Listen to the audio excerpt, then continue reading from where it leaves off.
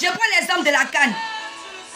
Je suis fière que la CAN se passe en Côte d'Ivoire parce que c'est mon pays. Et j'aime ma patrie. J'aime mon pays. Et ce n'est pas interdit à un chrétien d'aimer le football.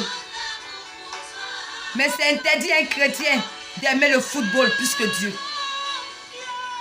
Il n'y a pas une personne qui aimait le football que moi en tant que femme.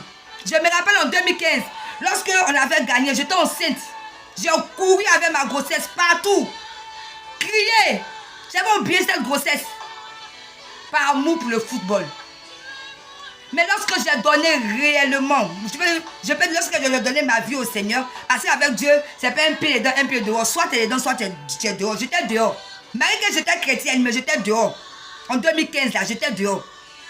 Aujourd'hui, mes 2 pieds sont dedans. Je peux l'affirmer. C'est pas que j'ai pas aimé le foot. J'aime pas le foot. J'ai regardé. Mais mes motivations n'étaient pas les mêmes. Parce qu'aujourd'hui, quelqu'un a saisi mon cœur. C'est Dieu que j'aime de tout mon cœur. Je vous dis, frères et sœurs chrétiens que vous êtes, si en tant que chrétien, vous avez fait des choses, crier, courir, partout, c'est pas mauvais, mais rassure-toi que dans la présence de Dieu, tu fais pareil. Plus que ça. Parce que c'est Dieu. On dit toutes ces choses passeront. Mais Dieu, notre Dieu, il ne passera jamais. Il faut assurer que ce que tu es en train de faire là, tu le fais plus pour Dieu. Je veux interpeller les chrétiens pendant cette CAN.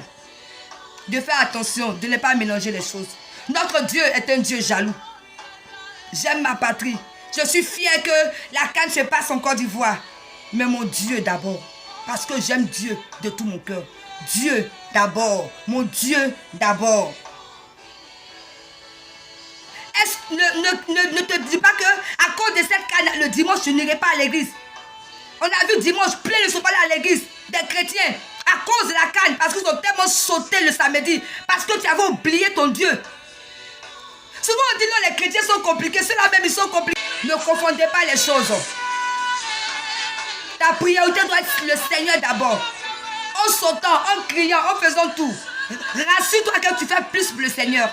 Il y a d'autres qui sont dans la présence de Dieu. Même quand on dit aller louer le Seigneur, impossible. Impossible de se lever pour louer Dieu. Et quand les gens vont louer, vous les regardez, on dirait des gens façon.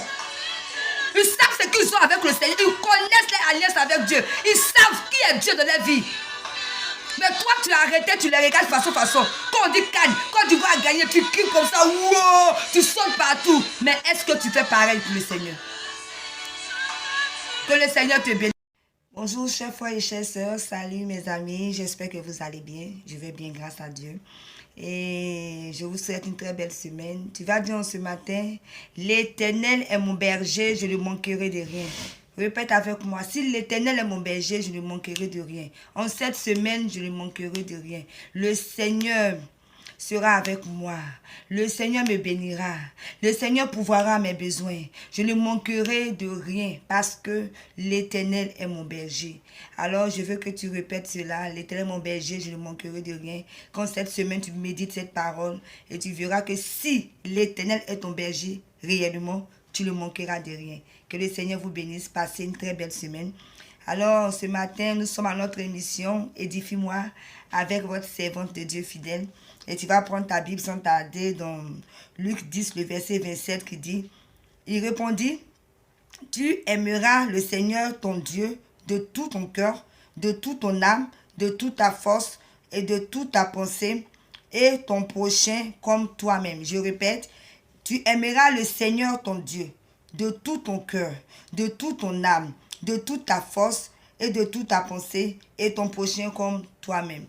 Alors ce matin, je vais parler à des chrétiens, à des non-chrétiens, que le Seigneur est notre priorité.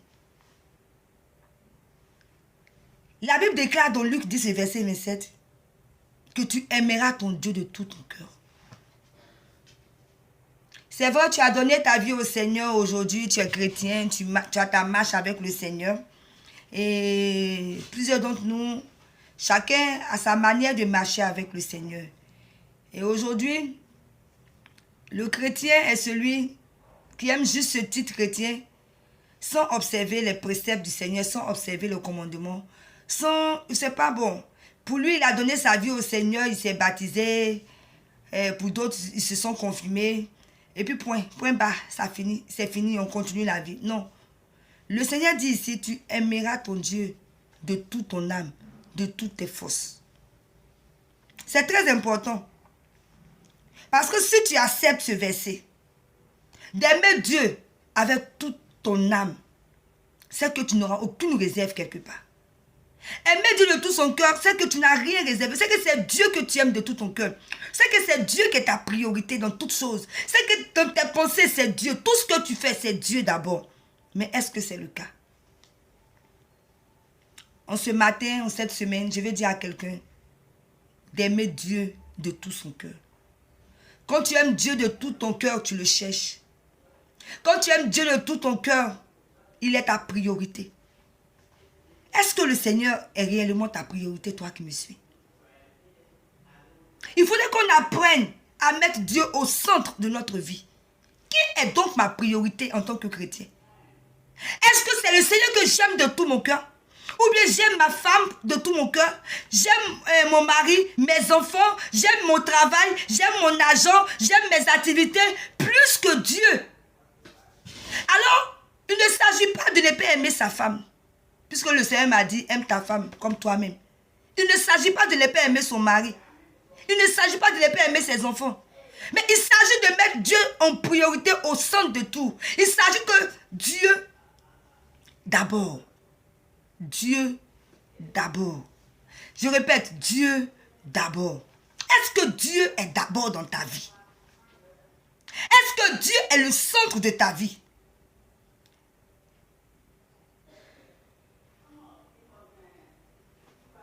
Oui, mon frère, ma soeur. Est-ce que Dieu est là, il est présent dans ta vie? C'est lui qui est ta priorité. Chrétien, ne nous trompons pas. Lorsque tu as donné ta vie au Seigneur, ça ne suffit pas. C'est une marche continuelle avec le Seigneur. C'est une marche. Tu dois atteindre tes objectifs. Tu dois avancer avec le Seigneur. Tu dois prouver au Seigneur que tu l'aimes. Tu dois prouver au Seigneur qu'il est le centre de ta vie. Imagine que on te propose un travail où les dimanches, tu ne peux pas adorer ton Dieu. En tant que quelqu'un qui aime Dieu de tout ton cœur, est-ce que tu peux accepter ce genre de travail? Non. Dieu doit être le centre de notre vie. En tant que chrétienne, tu rencontres un homme non-croyant. Toi, tu dois servir le Seigneur. La personne te propose tout, j'ai de l'argent, tu seras à l'aise, tout et tout. Mais la personne ne connaît pas Dieu. Souvent, la personne est dans un secte. Mais en tant que chrétienne, tu acceptes de compromettre ta foi à cause d'un mariage. Est-ce le mariage que le Seigneur ne peut pas te donner? Est-ce l'argent que le Seigneur ne peut pas te donner? À cause de ça, tu dois travailler un dimanche? Alors que le dimanche est prévu pour adorer le Seigneur. Est-ce que c'est ça qu'on a dit que Dieu est ma priorité, est le centre de ma vie? Abraham avait un fils unique. Abraham a cherché ce fils de tout son cœur pendant des années. Le Seigneur lui a donné ce fils unique. Et après lui a demandé de sacrifier ce fils. Abraham n'a pas hésité. Parce que sa priorité était le Seigneur. Parce qu'il savait que tout ce que le Seigneur disait était bon pour lui. Parce qu'il savait que le Seigneur était le centre de sa vie. Il aimait Dieu de toutes ses forces, de toute son âme, de tout son cœur. Il a pris cet enfant sans avertir sa femme. Et il partait sacrifier cet enfant par amour pour le Seigneur. Toi, que peux-tu sacrifier pour le Seigneur? Depuis que tu as donné ta vie au Seigneur, qu'est-ce que tu as sacrifié pour le Seigneur? Qu'est-ce que tu as abandonné par amour pour le Seigneur? Qu'est-ce que tu as décidé de ne pas faire par amour pour le Seigneur? Mon frère et ma soeur, en tant que chrétien, nous devons aimer Dieu de tout notre cœur. Je dois aimer Dieu plus que mon mari, plus que ma femme, mes enfants, plus que mon travail, plus que toutes autres choses. Il ne s'agit pas de venir parler, il ne s'agit pas de venir chanter, il ne s'agit pas de venir se montrer, le m'as-tu vu, mais il s'agit de ton cœur, de ton âme, de ta vie. Est-ce que tu aimes réellement le Seigneur? En chantant, est-ce que ton cœur est pour le Seigneur réellement? En évangélisant, est-ce que ton cœur est réellement pour le Seigneur? en faisant les choses, est-ce que ton cœur est réellement pour le Seigneur? Est-ce que tu aimes vraiment ce Dieu? Parce que si tu aimes vraiment ce Dieu, ce chant que tu es en train de donner est en conformité avec ta vie. La prédication que tu es en train de donner est en conformité avec ta vie. Ce que tu es en train de faire pour Dieu est en conformité avec ta vie. Chrétien, tu dois aimer le Seigneur de tout ton cœur. Je prends l'exemple de la Cannes. Je suis fière que la Cannes se passe en Côte d'Ivoire parce que c'est mon pays. Et j'aime ma patrie. J'aime mon pays. Et ce n'est pas interdit à un chrétien d'aimer le football. Mais c'est interdit à un chrétien d'aimer le football plus que Dieu. Il n'y a pas une personne qui aimait le football que moi en tant que femme. Je me rappelle en 2015, lorsque on avait gagné, j'étais enceinte. J'ai couru avec ma grossesse partout. Crié. J'avais oublié cette grossesse. Par amour pour le football. Mais lorsque j'ai donné réellement, lorsque j'ai donné ma vie au Seigneur, parce qu'avec Dieu, c'est pas un pied dedans, un pied dehors. Soit tu es dedans, soit tu es dehors. J'étais dehors. Malgré que j'étais chrétienne, mais j'étais dehors. En 2015, là, j'étais dehors. Aujourd'hui, mes 2 pieds sont dedans. Je peux l'affirmer. C'est pas que j'ai pas aimé j'aime pas le foot. J'ai regardé. Mais mes motivations n'étaient pas les mêmes. Parce qu'aujourd'hui, quelqu'un a saisi mon cœur. C'est Dieu que j'aime de tout mon cœur. Je vous dis, frères et sœurs chrétiens que vous êtes, si en tant que chrétien, vous avez fait des choses, crier, courir, partout, c'est pas mauvais, mais rassure-toi que dans la présence de Dieu, tu fais pareil. Plus que ça. Parce que c'est Dieu. On dit toutes ces choses passeront. Mais Dieu, notre Dieu, il ne passera jamais. Il faut être sûr que ce que tu es en train de faire là, tu le fais plus pour Dieu. Je vais interpeller les chrétiens pendant cette canne. De faire attention, de ne pas mélanger les choses. Notre Dieu est un Dieu jaloux. J'aime ma patrie. Je suis fière que la canne se passe en Côte d'Ivoire. Mais mon Dieu d'abord. Parce que j'aime Dieu de tout mon cœur. Dieu d'abord. Mon Dieu d'abord. Ne te dis pas que à cause de cette canne, le dimanche, je n'irai pas à l'église. On a vu dimanche, plein ne sont pas allés à l'église. Des chrétiens, à cause de la canne, parce qu'ils ont tellement sauté le samedi. Parce que tu avais oublié ton Dieu. Souvent on dit non, les chrétiens sont compliqués. Ceux-là même, ils sont compliqués. Ceux-là même, on ne peut rien faire. Ce n'est pas une histoire de ceux-là, ils sont compliqués. Ceux-là, on ne peut rien faire. Tu as choisi le Seigneur, oui ou non, c'est tout. Et si tu as choisi le Seigneur, tout est écrit dans la Bible. Le Seigneur est ta priorité. Tu dois aimer Dieu de tout ton cœur.